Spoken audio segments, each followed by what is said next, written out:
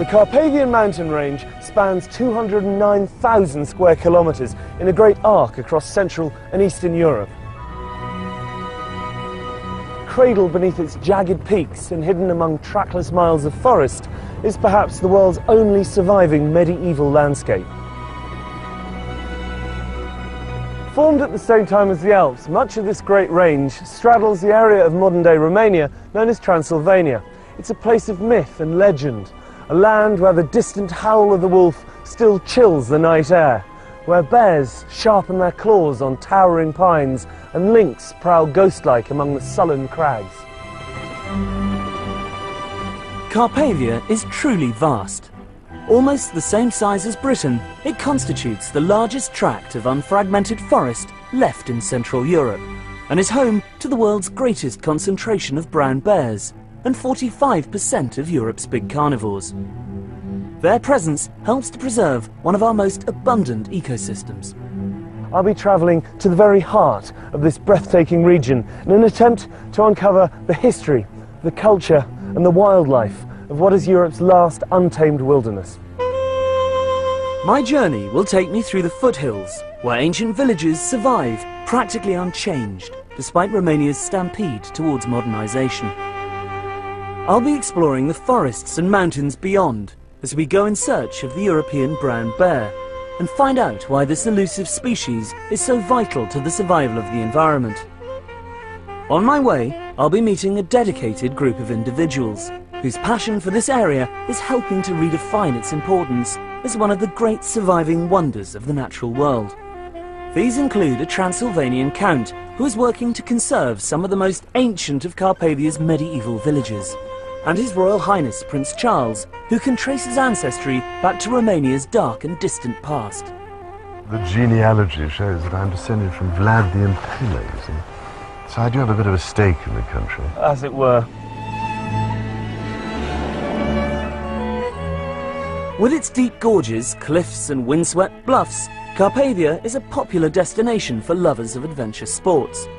People come here from all over the world to rock climb, kayak and get back to nature.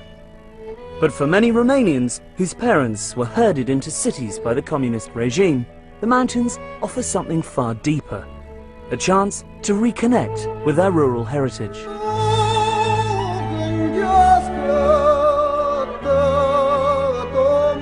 To get a feel for the geography of this unique mountain range, I joined Mihai Constantinescu, leader of the local Alpine Association, his wife Mihaela and their friend Nicoleta Carpignanu for a 2-day trek through the Apuseni region. Yeah, finally. Thank you. Yeah, these roads are a bit labyrinthine. Must get used with this. Hi. Nicoleta. Hi. So where exactly are we going? They will going to have around 15 kilometers. Yeah. We'll set the tent tonight, and tomorrow we'll do the rest of the trip, and finally we'll reach the daffodil fields. That is very spectacular, and we have to be there because now they are fully bloomed. At their very best. Yes. You see, that's the traditional way of harvesting the woods. Yeah. They are using horses for that, to carry the woods. Yeah. And this would be... This is wood for the firewood, isn't yes, it? yes, For the oven. exactly. Yeah. Will be used for fire. As you head up into the hills, the terrain rapidly grows wilder and the forest closes in around you. This is a world so ancient and unspoilt that our presence feels as ephemeral as the footprints we leave behind us. All my life, I've dreamt about visiting the Transylvanian wilds, but where Bram Stoker describes a sinister and haunted landscape, instead you find yourself in a world more redolent of Tolkien. This is actually the longest cave in Trascou Mountains. It has more than 2 kilometers of caves and galleries. So this great chasm is a system that goes right back through the mountain? Yes, it's going through the mountain. You can actually go and get out on the other side. You can see the place where the water goes in, and it pops up here. This tributary, though, is part of the Ariash river system. Yes, exactly. And the gorge that we're about to walk to is the next door valley, I presume? Yes, it's a parallel valley to this. It's like several hours of walking. Well, lead on. Okay.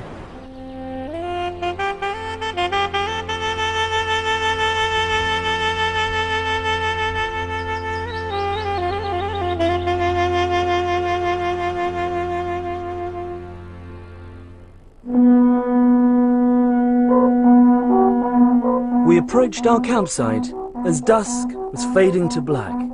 A fire was already lit and a local troupe of travelling minstrels were practising for next week's big daffodil festival at nearby Negrileasa.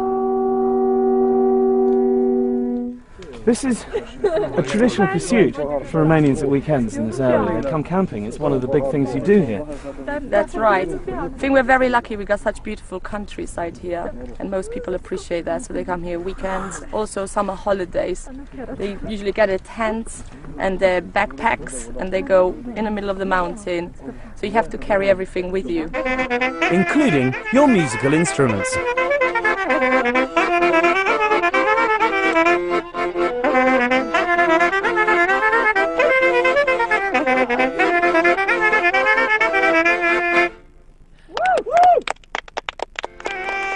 The festivities continued late, a single small island of light and warmth in a vast ocean of night, the only other illumination being a pale, vociferous moon.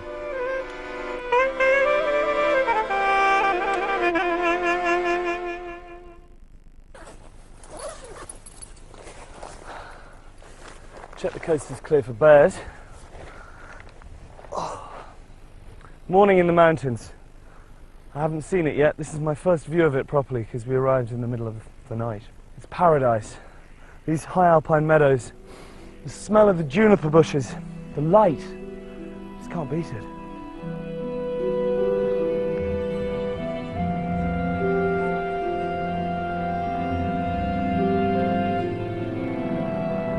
After a long morning's walk, we reached the wild daffodil pastures of the Apasan Hills.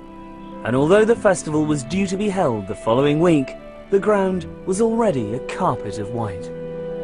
Well, I'm so glad we've finally made it. It's taken us, Yes. what, 2 days, 50k, thereabouts. But here we are finally. Yeah, nice place to come to. What an amazing place to Yes. come to. It's truly wonderful. Thank you so much. My pleasure, Being my anytime. guide. I think we should sit down and just take it all in. Enjoy the view.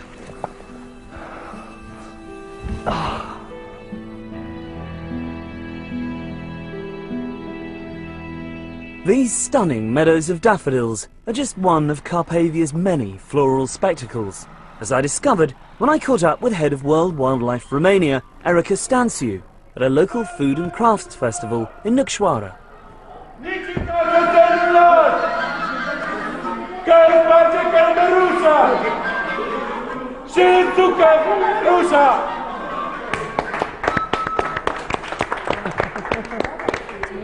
Erica, hi. Hi, thank you. Nice to see you. What a wonderful spectacle. Is this a regular occasion? Well, it's becoming regular. It is an old tradition that stopped during the communist times, and now it is being renewed. And the local people, including children, are very, very happy to do this and very Absolutely. proud. And these are all the local crafts, are they? Yes, these are all local people coming together to have fun and do some work as well. So this is a traditional social event, if you like, a social It's a social club. Exactly.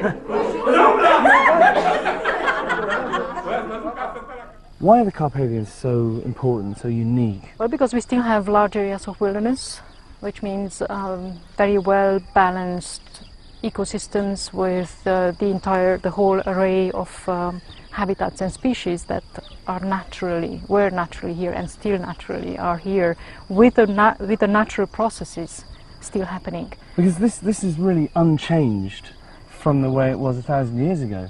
Yes, there are large areas, large core areas I would call them, which are still in their natural form. These large wilderness areas are linked with corridors, and this means that animals have space And they to can move freely. They can move freely. Why is that so important?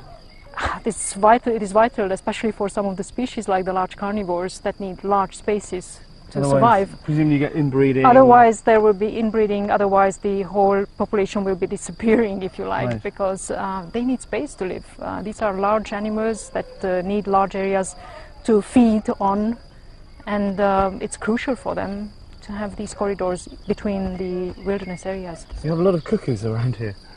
Yes, and many other species of birds. We have many wonderful species of flora, fields of wild daffodils and wild orchids and many other species which are very different from one season to the other. In May now and in June, up in the alpine areas, you can see wonderful gardens of wildflowers.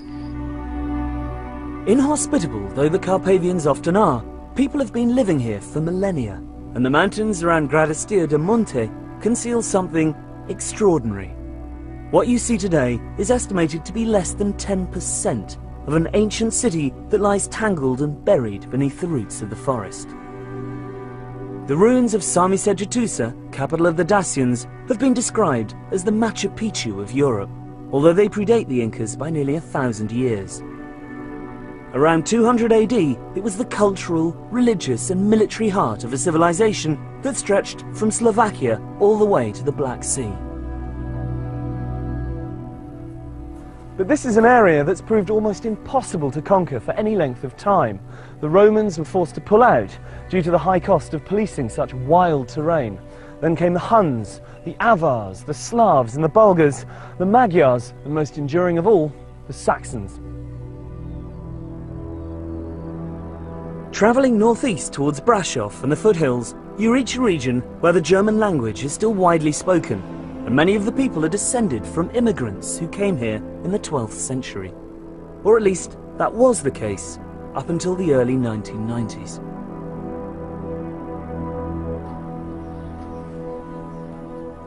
This is an all too common sight these days. Empty houses, derelict village halls, crumbling churches. And while the younger generations spurn the peasant lifestyle for the draw of the big city, a far larger problem faces areas like this one.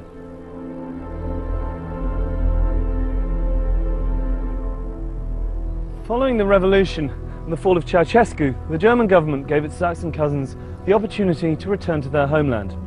Faced with the choice between continued hardship, poverty and political instability, or the chance of a new life in the West, many families literally upped sticks, leaving everything behind them. Fortunately, not all of these depleted settlements have been abandoned.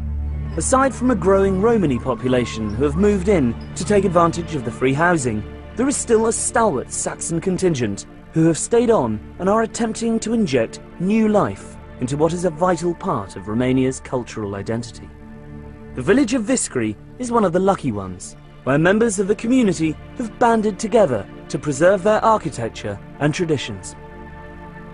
Many of these houses date to the time of the first settlers, direct forebears of today's inhabitants, like local resident Caroline Fernelend.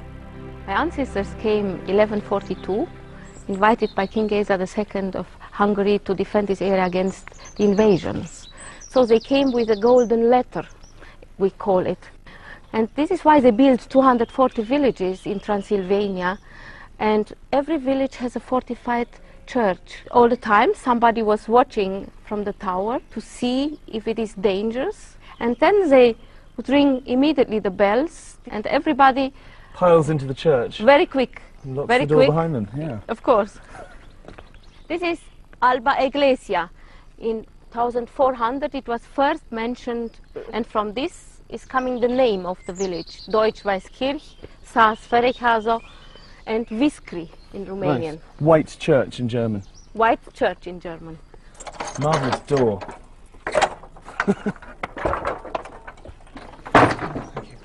It is a very simple church, and our daughter, she finds some rules from 1640, how the community was organized and what they have been allowed to do and what not. For example, if somebody during the service was snoring and your second neighbor would hear you, you have to pay a fine. So it's okay if you fall asleep, but you must do so very quietly. Very quietly, yes. And presumably there was a pecking order in terms of where people sat in the church. Yes, this we are respecting also today, even if we are 8, 9 people. For example, the young ladies, they sit in the back, and when you get older, you move more in the front. After 80-year-old, you have to sit here close to the angel of death. This is the last station alive. It is preparing you For the afterlife. for the afterlife. How extraordinary. That shows a very healthy business-like attitude to mortality, really. Look at this. It is unbelievable. It's just so big, you can see, I mean, all the tiles on the beams, all the way up the structure inside the tower. I mean, I felt like I was gazing down Noah's Ark, you know, as you saw the roof of the church. The amount of work that must be required to maintain a building like this. Community has done this when it was needed. This is why they have not built something new here. They only maintained the church and the towers how they have been always. Ceausescu, in '88, he proposed that 8,000 villages like this to be destroyed in Romania, to destroy our identity. This was his goal. And now Viskri and other villages are listed, recognized by World Heritage, UNESCO. It's so lucky he was deposed in the nick of time, I think. When I'm here, I feel that I'm the richest person from this world. And if you are here in the evenings and hear these birds and insects singing, I really think it is wonderful, and all stress from the day is gone. Disappears. Yes, I think gazing out from this balcony has to be qualified as a form of meditation, really. It is, and I'm very grateful that I am allowed to live here and now in this democracy.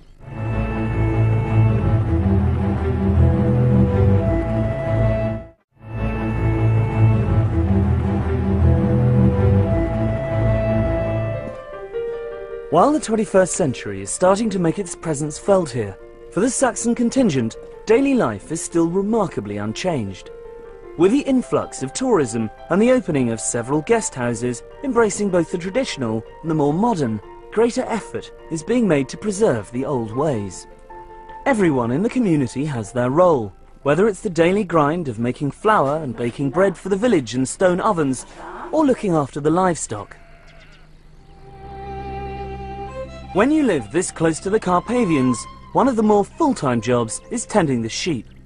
Accompanied by their packs of ferocious Heinz 57 guard dogs, these shepherds have to spend nights sleeping out on the hills to protect their flocks from the constant threat of large carnivores.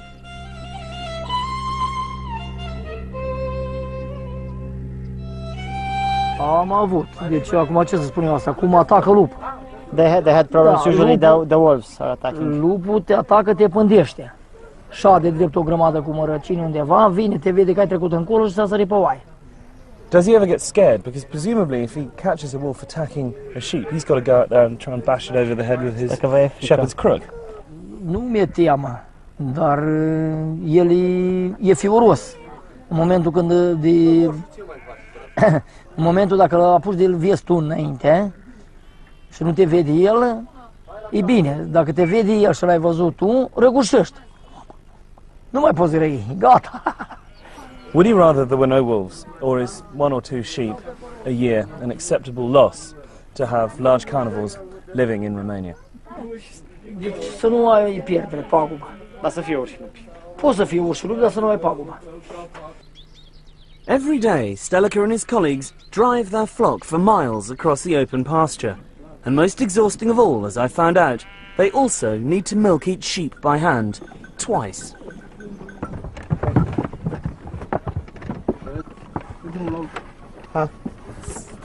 Hello? Yeah? It's official, I'm milking sheep. It's not as easy as it looks. That one's empty, Joe. We're done. Let's try this. Very nice, sweet. Alas, this way of doing things could soon be outlawed, as dairies and local cheesemakers are shut down because they can't afford to comply with the bewildering battalion of EU health regulations.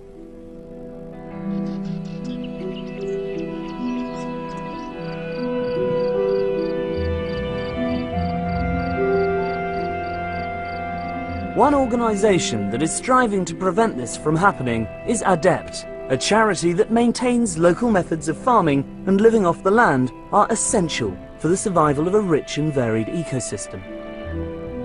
I caught up with British-based founder Nat Page. We're now in a typical damp lowland hay meadow, which is probably the most threatened kind of habitat in the whole of Europe today. They existed around villages in Western Europe and Eastern Europe, and really they've only survived in Eastern Europe. Here, just in this square metre where we're standing, in the beginning of June, there will be 60 different flower species in every square metre. The diversity of the flowers is just absolutely unbelievable. And that's because this has never been fertilised and has never been sprayed. And this kind of landscape is of fantastic European importance. You say it's under threat. In what way? There are two reasons. One is the need for farmers to make money. So unless they can get value for the goods they produce under these conditions, they'll be forced to intensify. And the other is abandonment, that if this land is left uncultivated, it will degenerate into a low-value scrub, which doesn't have nearly the diversity. And we're not talking just about flowers here. There are between 100 and 200 species of butterfly that have survived because of the lack of spray. And so we're trying to protect the biodiversity. The biodiversity depends on the people and the management by the people, so we're also trying to protect these small-scale farming communities.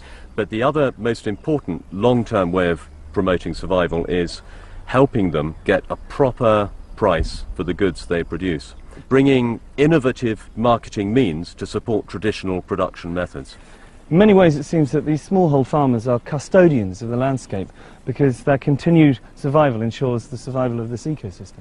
Yes, let's hope we can keep as much of it as we can. Who knows, in 10 years' time this will not be the same. Well, it will be here in 10 years' time if everyone comes to look at it and experience it and enjoy it. Yes, look at it, enjoy it and support the local economic system, and the system will continue. Perhaps the best way to explore these gently undulating fringes of Carpathia is by mountain bike. A set of trails has been built through the surrounding woods and hills, linking Viskri to its neighbouring villages, and whilst there's nothing too challenging, it's a great way to see the countryside.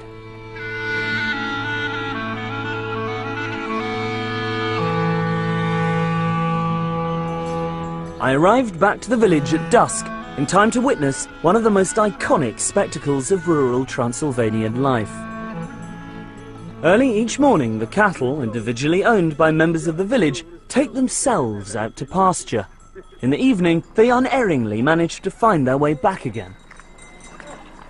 For anybody who thinks cows aren't intelligent, have a look at this. They know exactly where they're going, they don't need to be told, they just peel off into their respective homes.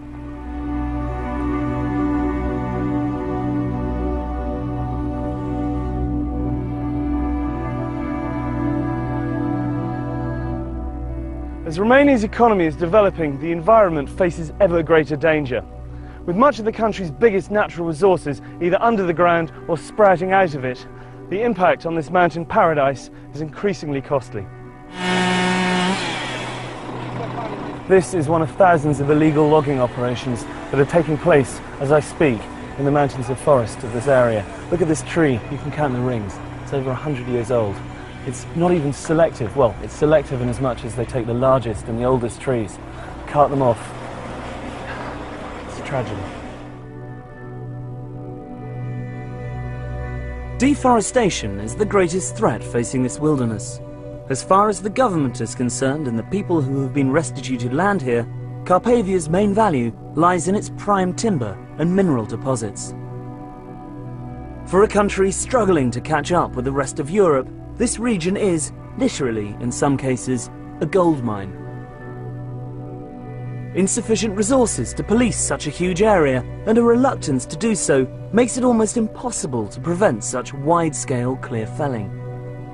On top of this, the absence of planning laws is giving rise to a spate of new and often ill-conceived developments, like environmentally damaging ski resorts, hastily built to take advantage of the influx of foreign tourists.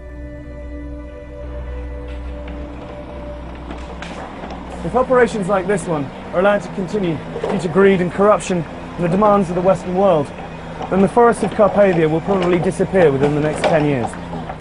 But with Romania still such a poor country, it's hard to argue that they shouldn't be allowed to exploit their natural resources to improve quality of life. I've come to the frontier of the forest near Zarand with friend and environmental activist Radu Mott to visit one of the last people whose existence remains untouched by the wheels of progress. What a glorious place to live, but how isolated. We're here to meet a woman called Varvara, who's been living on top of this mountain all her life. Her husband died 24 years ago. She's got no running water, she's got no electricity, and no one around her for miles. It's a tough life. It's a tough life indeed. Bună ziua! Bună ziua! Ce mai faceți? Ia cu teapa și cu greu. La mulți ani, la mulți ani. How does she survive up here? She has some cows, but nobody will buy the milk anymore. So she gets no income, no income whatsoever. You have problems with wolves here as well, obviously. Da, frică, nu, ce să The faci? wolves killed a dog last autumn. The wild boars is destroying the crops. And she's got no one else to protect her if they come, you know. Just the dogs. They don't look very fierce, I have to be honest. So she purely subsists off the vegetables she grows and from the milk and the livestock. Exactly. And water, what does she do for water? I can't see any springs around here. De unde vă aduceți apa? De tot din pădure de jos. There's a spring down in the forest. How does she get it up here? Am mai dus cu vatra, dar nu mai pot, numai cu sticlele duc. She's carrying plastic bottles full of water because she cannot carry the buckets anymore. Well, there are 2 buckets there. Why don't we go and fill them up for her? Cu astea cărați apa? Da. Vă ajutăm noi să le... Ok, let's do it. Okay, back in a minute. I'm not surprised she's scared of coming down to get water in the woods when she's heard a dog being killed outside her very door, you know. The wolves attacking one of her dogs while she was probably in the house. I'm sure she's afraid, but Romania, it's known for this tradition of coexistence between people and large carnivores. And this is a particularly important section of the Carpathians. This corridor connects a separate population of brown bears in Apuseni Mountains in Central Carpathian with the main population from Southern Carpathians. Large carnivores can exist in Europe without acceptance of local people. There is motorway planning to be built further south that will completely block. Well, they're not going to be able to get across, so... Exactly, without effective mitigation solution. It cuts that migratory route straight in half. Exactly, it will be a total barrier for wildlife. Well, here's the spring. I see what she means, it's a long way to come, isn't it? Yes, it is. Especially if you need a glass of water in the middle of the night and you hear the howling of the wolves outside. I presume that this is scooping out the water. Yeah. Right.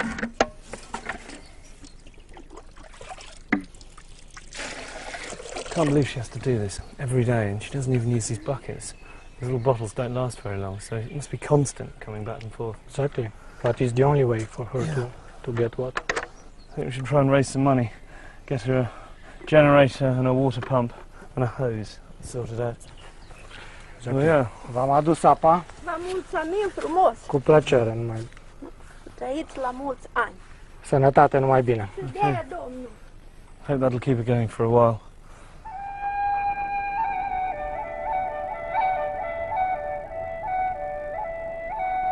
It is remarkable that so much of Romania's natural forest survived communism, a fact that can be partly ascribed to what has ironically become a right-wing pursuit: hunting. One reason the Carpathians are still home to big predators is because Ceausescu forbade hunting by ordinary citizens, according the European brown bear total protection in order to have exclusive access to trophies in the late 1970s. Today, Romania is home to over 5,000, around half of Europe's total bear population. One man working tirelessly to ensure their survival is naturalist Christoph Promberger. I joined him on one of his regular trips to monitor bear numbers in the forests north of Brasov. The wilderness really needs large carnivores because they keep the whole system in balance. They keep the ungulates under a certain threshold, so the forest can regrow, and when the forest can regrow, all the other species, the birds can live and so on. So the large carnivores are really important to keep everything alive. By ungulates you mean herbivores, you mean the deer? Red deer, the roe deer, to some degree wild boar, the chamois in the higher elevations. For example, you know, if you don't have wolves, then the chamois will go down in the forest, and then in winter, and then they can eat a lot of the young trees. But if the wolves are there, the chamois, they stay high up, and then they don't damage the forest. They protect the trees, they protect the forest from being overgrazed. Exactly. The wolves and the bears and the lynx, they're on top of the food chain, so they control everything which is under them. When they control the ungulates, like the deer controls something below them, and so on. The whole chain keeps going. But if the wolves and the bears and the lynx are gone, then everything gets out of balance. I can't believe how many lorries there are. This is such a common sight on these sort of roads. You just see one every 2 or 3 minutes, it seems to me. It's terrible, yes. I mean, they're taking so much more out than they should, or that they could take out. It's absolutely not sustainable. Why is it so important to preserve these forests? I mean, Romania is a poor country and wood is one of its greatest resources. Well, that's true. We don't need the wilderness, but we don't need St. Paul's Cathedral, we don't need football, we don't need any of these things, but still we want to have them. And we are just one out of hundreds and thousands and millions of species, and they all have the same right to exist, and they need this wilderness. So we cannot just come and say we destroyed all. That's just, we can't do that.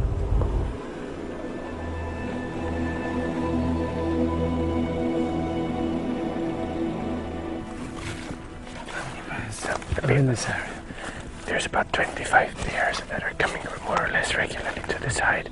The height is just around there, about 150 meters from here. We gotta be very quiet now. They're the same family as the American grizzly, aren't they? Yes, they're actually the same species. They're just a different subspecies. Okay. Yeah. We might look out, there might be already tracks. Yeah, there'll be fine tracks on the ground. They don't really attack people very often. No, don't worry, don't worry. No, I know. I'm with you, I protect you.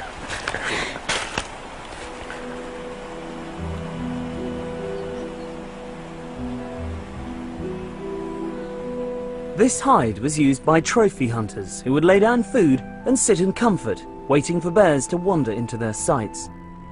An iron frame was employed to measure the size of prospective targets. Haunches of meat were hoisted, and bears tall enough to reach them were deemed fair game. Today bears are still fed and monitored, but to propagate their numbers rather than furnish the homes of the party faithful. Oh yeah, this black one, that's a 5-year-old female. She's not coming very often, but I've seen her here before. It's amazing, just to see bears so close. It's absolutely amazing. What is it? It's not even 30 meters, isn't it? I know. They probably smell us, so they know that there's somebody here. But if we're quiet and if we don't do any fast movements, they will tolerate us here. Okay. Is that meat down the far end there? Because it looks like she's sniffing around there. Yes, that is the leftovers from the slaughterhouse. They came word and brought about a week ago a truck full of that stuff here. Mainly sheep guts and the sheep heads. Do they prefer that to the muesli? Or? Well, of course the meat is very protein rich, so they prefer meat, but it starts to get a bit smelly, so I think pretty soon they won't. I can smell it. Yeah, I think pretty soon they won't touch it anymore. The cubs? Yeah, oh yeah, that's a mother with 3 cubs of the year. They were born in January. Oh, look at that. The first time this year that they come out here. Yes, they've never been here before. No, she was very careful with them so far. So that's the first time that they're here. Wow, so this really is a special occasion. Fantastic. Oh, how big are they? 15 kilos now. Tiny. Yeah, that's so cute. No, they're everyone. Look at that. It's hanging off. It's trying to hang on. I imagine you never get bored of this. No.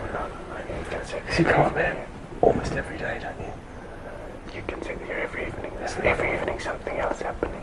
I could watch this forever. Yeah. Really good. As well as his environmental work, Christoph and his wife Barbara run an eco-lodge, which offers guided excursions to the bear hide, as well as kayaking trips. Their riding school, Equus Silvana, lays on equestrian breaks, where guests can spend days galloping through fenceless wilderness.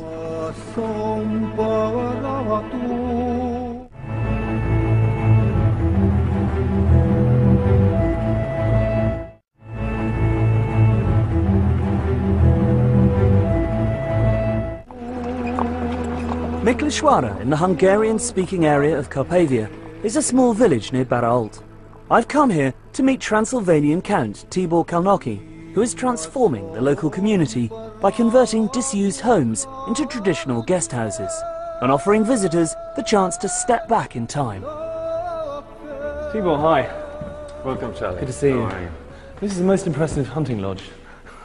Yes, it's 500 years old and it's been abandoned for the last 50 or 60 years. And we're now starting slowly, one step after the other, to restore it. There must be a huge amount involved in restoring a place of this size. Yes, first a lot of research to see how it has been before, and then the techniques, the old techniques, have to be used. So it's quite a big job. So you're doing everything in the traditional way? By hand. By hand. How many buildings have you got in the village? In this village there are 6 houses with barns and all the other buildings around it, and then the manor with its domain. So it's if we take the buildings themselves, it's something like a dozen of So you're buildings. creating quite a space for people to come and stay and experience the village life here. I know this is just open pasture, but it does feel like we're in some great park. Yes, these wonderful trees, which are hundreds of years old, have been giving shade to the cattle, and that's why they're here. They're here, and they're mostly oak, it seems to me. Mostly oak, and some of them are over 500 years old. Tell me the history of your village. I mean, your family have been associated with this area for nearly 1,000 years, haven't they? Well, the village itself is the oldest of the whole region, of the Sekla land, as we call our region, which is populated by the Seklas. And it's going to have its 800th anniversary this year. The family is slightly younger. They came only 40 years later, so it's something like 760 years now. A relative newcomer. Yes, absolutely. And you were living in exile for quite some time during Ceausescu's reign. Yes. You then got the go-ahead to come back. Exactly. How was So that? I was raised mainly in France because my grandfather had already to leave just before the Second World War, actually, as an anti-fascist. Poor man, he was anti-fascist and anti-communist and was born in 1900, so he had a difficult life. He was ahead of his time. Yes. I came back in the 90s and started to sue the state for illegal expropriation, and I won some of the cases, but we don't have enough land to make a living from. So we decided to live from tourism, because it's the ideal way also to support the villagers themselves. For example, in our guest houses we employ more people than we have beds, and we're very popular within the village, because the way we employ people allows them to keep their farms. If they would go to the city, they would have to give up their farms and their way of living. Exactly. So this is just the right way for them to earn an extra living, but to keep their own lifestyle. Not compromise that. Exactly. Do you think that this wonderful way of life, do you think it's doomed? Is it inevitable that it will die out? I hope not. You know, I've seen in America and in England also reenactments of, in open-air museums. People get dressed and then they reenact ways of life they think it might have been 100 years earlier. Well, here this is not necessary yet, because it's still happening. But it is so important to keep it going, because once we lose it, it'll be lost. Gone forever. Gone forever. The next morning, Tibor and I took a trip to the even more remote village of Zalampatag, where he's been working closely with His Royal Highness the Prince of Wales to restore several properties as examples of how rural tourism can benefit local communities without impacting on the environment. One thing about Romania that I always find surprising is you drive down these roads in the middle of nowhere and you come to these little pockets of civilization. And then you have something like this. And you have something like this at the end of it. Have a look at the main house. We have 3 rooms here. It's been quite some painstaking work restoring all this furniture. And your carpenters did the veneers and did all this? Yes, and the polishing and the upholstery and everything. And even these electrical fittings had to be restored. And the paintings? Paintings, most of the paintings have been hand-picked by HRH. I love this. This is the carpet, presumably. Yes, these are Turkish and Caucasian antique carpets. Once they are too old to be kept on the floor, we put them on the walls. Well, it lends a warmth to the room, absolutely, which I imagine you need in the middle of winter, because it gets quite cold here, doesn't it? Exactly, you got it right, yes. I've seen this colour on certain buildings in parts of Spain. Is this a traditional lime wash here? Yes, here it's called Transylvanian blue, and it's characteristic here for serfs' houses, for stables, for houses that are not dwelling houses. So this is the old stable building, which we converted a bit to a more comfortable place. Oh, just a bit. Well, it's a fabulous place to come and hide away. What's the inscription there? I got the Wales bit. Yes, it's a tradition to document the dates of building and renovation in houses in the main beams. So this one reads, this house has been renovated by Count Tibor Karnocki in 2009 for the Prince of Wales.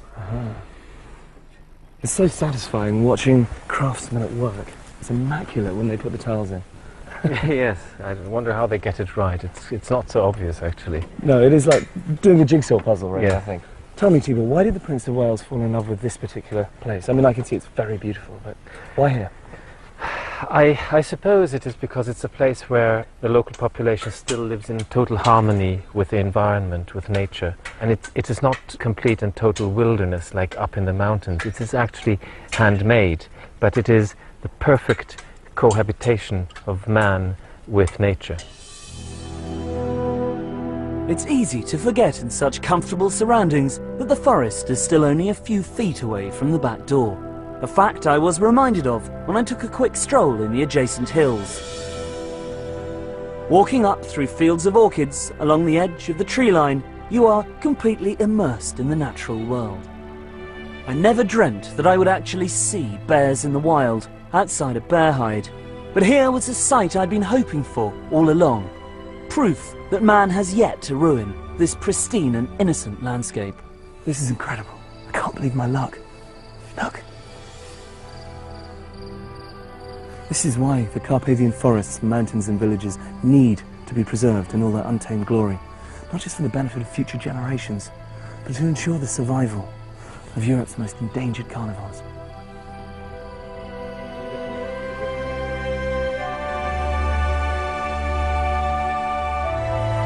If something isn't done, then this verdant paradise will become as ecologically barren as the Highlands of Scotland.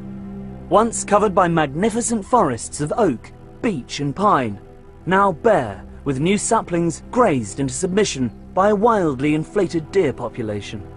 But it's here I've come, on the last leg of my journey, to meet one of Carpathia's greatest crusaders, His Royal Highness, the Prince of Wales.